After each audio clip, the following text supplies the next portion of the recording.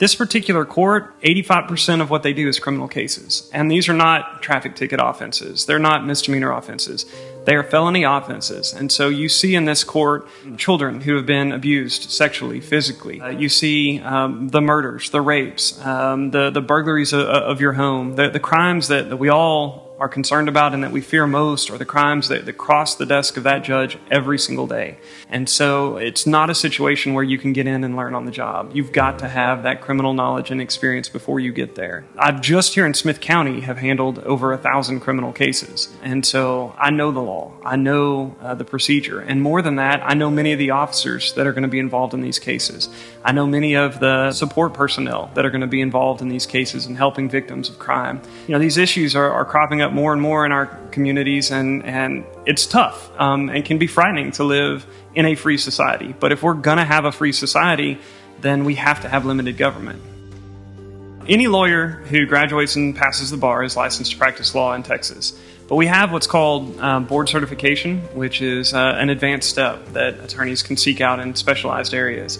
I've done it in both criminal trial law and criminal appellate law. And in fact, when I got that second board certification, I was the youngest attorney in the history of the state to have both of those certifications. Everything that I've been able to accomplish in life has been because of the people here who helped raise me, who helped teach me, who molded me into who I am today. And I think that carries with it a responsibility to give back. A lot of people here in East Texas who grow up and decide they want to go be lawyers, they end up down the road in Dallas, because Dallas is a great place for a young lawyer to go get a lot of money. But I was taught it's not about what you can go get, it's about what you can go give. I knew this is where I wanted to give back, and I couldn't wait to get my wife back here. And as soon as we knew we wanted to have kids, I said, man, there's no better place than right here in Smith County to raise children. And so we've tried over a decade now to be involved in groups that we believe in and who are doing good work here in Smith County. Organizations like PATH, the American Cancer Society, been on the board of the Hispanic Business Alliance, worked with the Tyler Area Senior Center. If there's an opportunity to give back, I want to take advantage of it. I really view this role as a judge as being a service opportunity. I think too many people look at it as something that, like an award or a reward or something you're entitled to because of your name or how much money you've made. And it's not how this community should work. It's a service opportunity. I look forward to taking the bench and going to work. People in the community, they expect to see, and they'll see out of me, a judge that's there first thing in the morning and there late at night.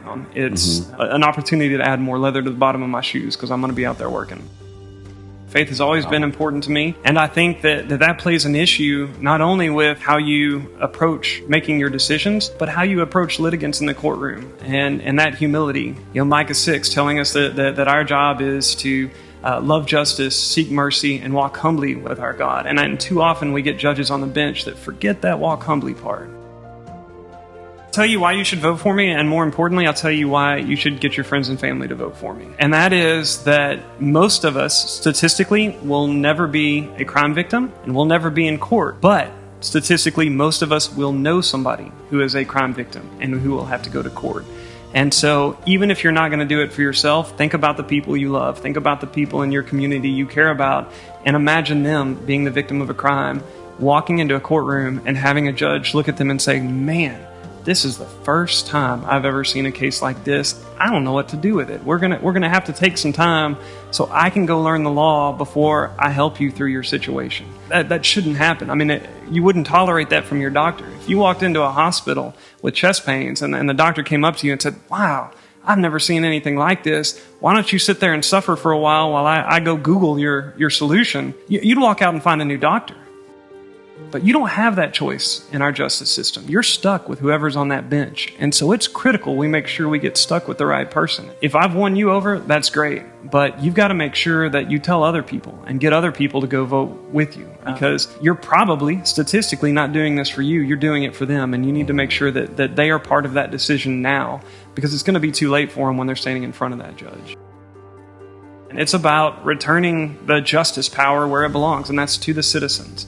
The people in that courthouse work for the community, not the other way around.